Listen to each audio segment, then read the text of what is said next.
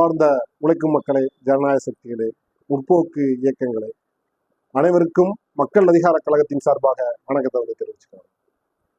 வருகிற பிப்ரவரி 21 மதுரை தமுக்க மைதானத்தில் சாதி மதம் கடந்து காதலிக்க மனமுடிக்க வேண்டும் ஜனநாயகம் என்ற தமிழ்நாட்டின் மாபெரும் பண்பாட்டு பெருவிழா என்ற ஒரு மாபெரும் ஒரு விழாவை வந்து மக்கள் அதிகார கழகத்தின் சார்பாக ஒருங்கிணைக்கப்படுகிறது. அந்த ஒருங்கிணைக்கப்படுகிற நிகழ்ச்சிக்கு அனைவரும் வர வேண்டும் என்று கேட்டுக்கொள்கிறோம்.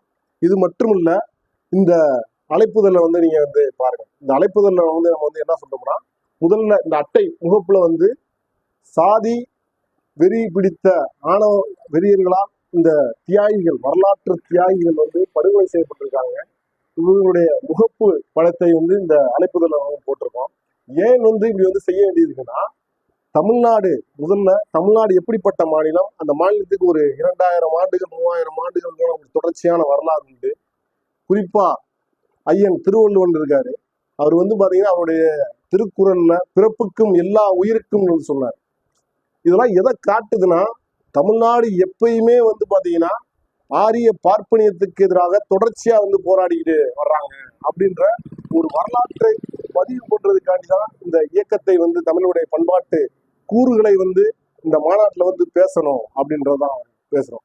இந்த அடிப்படையில தான் வந்து பாத்தீங்கன்னா இந்த தியாகிகளை உயர்த்தி பிடிக்கணும். அது மட்டும் இல்லாம இன்னைக்கு வந்து நம்ம மதுரை மாவட்டத்தில் ஒத்தக்கடையில் அருகில் இருக்கக்கூடிய யானைமலையை வந்து போட்டிருக்காங்க. இந்த யானைமலையுடைய சிறப்பு என்னன்னா, கிட்டத்தட்ட பல்லாயிரம் ஆண்டுகளுக்கு முன்னாடி இங்க சமணர்கள் வாழ்ந்தாங்க.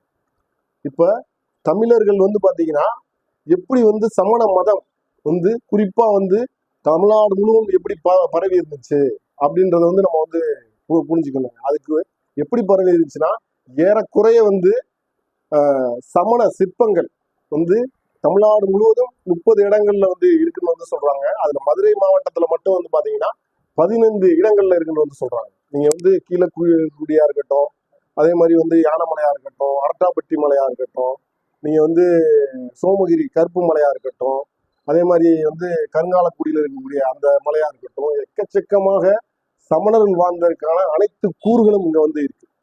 அப்படிப்பட்ட ஒரு வரலாற்று சிறப்புமிக்க மதுரையா தான் வந்து இந்த முறையும் வந்து இயங்கிக்கிட்டு இருக்கு அப்படின்றதான் பதிவு பண்றோம். அதன் பிறகு வந்து பாத்தீங்கன்னா நம்ம கீழடி 2400 ஆண்டுகளுக்கு தொன்மையான ஒரு வரலாற்றை கொண்டது இந்த கீழடி நாகரிகம். சிந்து சமவெளி நாகரிகத்துக்கு ரொம்ப நெருக்கமான நாகரிகம் பல வரலாற்று ஆய்வாளர்கள், குறிப்பா அமர்நாத் ராமகிருஷ்ணன் வந்து தொடர்ச்சியா வந்து சொல்லிக்கிட்டு இருக்காரு. அவருடைய அறிக்கையை இருட்டடிப்பு செய்யறதுல RSS பிஜேபி கும்பல் மிக தீவிரமா வந்து வேலை செஞ்சுக்கிட்டு இருக்காங்க. ஏன் வந்து அப்படி செய்யறாங்கன்னா, குறிப்பா தமிழ்நாட்டினுடைய நாகரிகத்தை நாம எடுத்து பார்த்தா, கீழடி நாகரிகத்தை எடுத்து பார்த்தா, அங்க வந்து பாத்தீங்கன்னா குறிப்பாக வந்து மத வழிபாட்டு முறை கிடையாது. குறிப்பா தமிழர்கள் வந்து நெறிகளை வந்து பின்பற்றுறாங்க. ஒண்ணு சமண நெறியை பின்பற்றி இருக்காங்க, இன்னொன்று பௌத்த நெறியை வந்து பின்பற்றி இருக்காங்க. தமிழர்களுக்கு நெறிகள் தான் வந்து இருந்திருக்கு. அதுபோக இயற்கை இயல்பாகவே வழிபடக்கூடிய அம்சங்கள் வந்து தமிழர்களுக்கு வந்து இன்ன வரை இருந்திருக்கு. அதுல ஒரு சிறப்பான பண்டிகை தமிழர் பண்டிகை. அது பொங்கலுக்கு வந்து நம்ம தமிழர்கள் எல்லா பேருமே வந்து குறிப்பாக சூரியனை வந்து கும்பிடுவது. அப்படிப்பட்ட சாதி மதம் கடந்து ஒரு வாழ்ந்த ஒரு இனம் தான் தமிழினம்ன்றது வந்து இந்த குறிப்பா இந்த பெருவிழாவில் வந்து பல தலைவர்கள் வந்து பேச உள்ளாங்க. அது போக வந்து பாத்தீங்கன்னா இங்க வந்து பாத்தீங்கன்னா முருகனை வந்து நம்ம வந்து பதிவு போட்டோம். ஏன் வந்து முருகன் வந்து ஆண்டி முருகனா வந்து நிற்கிறார்? ஏன் ஆண்டி முருகனா வந்து நிற்கிறாங்கன்னா, முருகன் என்பவர் குறிப்பா வந்து தமிழ் கடவுள் அப்படின்னு வந்து சொல்றாங்க. அவர் வேடர் குலத்தின் தலைவன் வந்து சொல்றாங்க, குறிஞ்சி நிலத்தின் தலைவன் வந்து சொல்றாங்க. ஏன்னா முருகன் இருந்த காலகட்டத்துல வந்து பாத்தீங்கன்னா வந்து அவர் இயல்பாகவே மக்களுக்கு பல சேவை செஞ்சுதான் அவர் வந்து இன்றைக்கு வந்து கடவுளாக்கப்பட்டிருக்காரு. அதே மாதிரி இன்னைக்கு இந்த இடத்துல வந்து நம்ம வந்து கருப்பு சாமியை வந்து போட்டிருக்கோம். கருப்பு சாமி வந்து பாத்தீங்கன்னா இங்க இருக்கக்கூடிய எல்லா சாதிக்காரங்களுக்குமான ஒரு பொதுவான கடவுளாகவும் வந்து இங்க வந்து வழிபட்டுக்கிட்டு இருக்காங்க. குறிப்பா கருப்புசாமி இன்னைக்கு வந்து ஐயனாரா இருக்கட்டும், இந்த மருதேவீரனா இருக்கட்டும், நம்ம ஊர்ல இருக்கக்கூடிய மாரியம்மன், காளியம்மன், இந்த மாதிரி தெய்வங்களா இருக்கு. இது எல்லாமே நாட்டார் தெய்வங்களா இருக்கு. இந்த நாட்டார் தெய்வங்கள் வந்து பாத்தீங்கன்னா நம்மளோட முன்னோர்களா இயல்பா நம்ம மக்கள் வந்து கும்பிட்டுக்கிட்டு இருக்காங்க.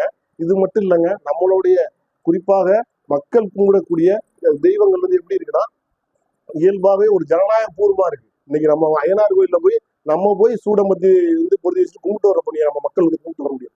ஆனா வந்து பாத்தீங்கன்னா இன்னைக்கு இருக்கக்கூடிய குறிப்பா வந்து மிகப்பெரிய கோயில்கள் வந்து பாத்தீங்கன்னா அதெல்லாம் வந்து முழுக்க முழுக்க வந்து இங்க இருக்கக்கூடிய குறிப்பா வந்து பார்ப்பனர்களால் கட்டுப்பாடுபட்டு அந்த குறிப்பா அந்த கருவறைக்குள்ளே நுழையக்கூடாது அப்படின்றத ரொம்ப தீவிரமா வந்து பயன்படுறாரு. இந்த குறிப்பாவே இதுல உன்னுடைய கடவுள் வேற, என்னுடைய கடவுள் வேற, என் கடவுள் வந்து கறி சாப்பிடுவோம், கறி சாப்பிடுமா அப்படின்ற கேள்வி எல்லாம் எழுப்ப வேண்டிய காலகட்டத்துக்கு வந்துட்டோம் நம்ம அப்படின்னு தான் சொல்றோம். இங்க இருக்கக்கூடிய கடவுள் வந்து பாத்தீங்கன்னா தெய்வம் வந்து பாத்தீங்கன்னா ஐயனார். இது வந்து இருக்கிறதுலே வந்து பழமையான ஐயனார் சிலை வந்து ஐயனார் வழிபாட்டு முறையும் இங்க தீவிரமா வந்து தமிழகத்துல வந்து பயன்படுத்தப்படுது. இதெல்லாம் எதற்கு வந்து நம்ம வந்து சொல்றோம்னா, குறிப்பாக தமிழ்நாட்டுல இயல்பாகவே நாம் அனைவருமே சாதி மதம் கடந்துதான் வந்து நம்ம வந்து வாழ்ந்து கொண்டிருக்கோம். கிட்டத்தட்ட வந்து தமிழர்கள் தோன்றிய காலகட்டத்தில் அப்படிதான் வாழ்ந்து கொண்டிருக்கிறோம். அப்படிப்பட்ட காலத்தை நோக்கி நம்மளுடைய பண்பாடு ஒரு ஜனநாயக பூர்வமாக சமத்துவ பண்பாடா வந்து மறுபடியும் நம்ம உருவாக்கணும். குறிப்பா இதற்கு எதிராக இங்க இருக்கக்கூடிய RSS BJP சாதி வெறி சங்கங்கள் தான் இன்னைக்கு இருக்கக்கூடிய அனைத்து சாதி பிரச்சனைகளுக்குமா இருக்கட்டும், இங்க உள்ள விலைவாசி உயர்வு இருக்கட்டும், பல பிரச்சனைகளுக்கு சாதி பிரச்சனைகளுக்கு இந்த குறிப்பாக இந்த சமூக விரோத அமைப்புகள் RSS BJP சாதி வெறி சங்கங்கள் இவங்கள் தான் அடிப்படையான காரணம். இவங்களை வந்து தடை செய்யணும் இவங்களை வந்து அப்படின்றத வந்து நம்ம வந்து சொல்றாங்க. குறிப்பா ஆணவ படுகொலை செய்யக்கூடிய நபர்களுக்கு அவங்க வந்து கிட்டத்தட்ட 1 கோடி ரூபாய் இழப்பும் படுகொலை செய்யறாங்க போது அவங்களுடைய சொத்துக்களை பறிமுதல் செய்யணும் அப்படின்ற கோரிக்கையும் இந்த மாநாட்டில் வந்து நம்ம வந்து முன்வைக்கிறோம். அது அப்படின்றதான். அப்ப தமிழுடைய பண்பாடு வந்து சாதி மதம் கடந்த ஒரு பண்பாடு அப்படின்றத இந்த பண்பாட்டு பெருவிழாவில் வந்து நம்ம வந்து அனைத்து ஜனநாயக சக்தியில வந்து முழங்க உள்ளோம். இந்த பண்பாட்டு பெருவிழாவுக்கு வந்து பாத்தீங்கன்னா நிறைய தலைவர்கள் வந்து வர்றாங்க. அதுல வந்து குறிப்பாக விடுதலை சிறுத்தைகளுடைய கட்சியினுடைய தலைவர் திருமாவளவன் அவர்கள் வர்றாங்க. அப்புறம் வந்து சூகா முருகன்ராஜன் வர்றாங்க, தோழர் சக்கையன் தோழர் வர்றாரு, தோழர் வெண்மணி, பல தலைவர்கள் வந்து இங்க வந்து வர்றாங்க. அதே மாதிரி வந்து பாத்தீங்கன்னா தமிழ்நாட்டினுடைய கலாச்சார நிகழ்ச்சிகள் குறிப்பா வந்து சிலம்பாட்டம், வந்து நாடகம், மதுரை வீரன் நாடகம், இந்த மாதிரி பல நிகழ்வுகள் இங்க நடக்க உள்ளது. அதனால் வந்து தமிழ்நாட்டில் இருக்கக்கூடிய அனைத்து ஜனநாயக சக்திகளும் முற்போக்கு இயக்கங்களும் குறிப்பா தமிழ் தேசிய உணர்வாளர்களும் இந்த இந்த கூட்டத்துல வந்து அனைவரும் வந்து இந்த பெருவிழா வந்து கலந்து கேட்டுக்கொண்டு முடித்துக் கொள்கிறோம். நன்றி.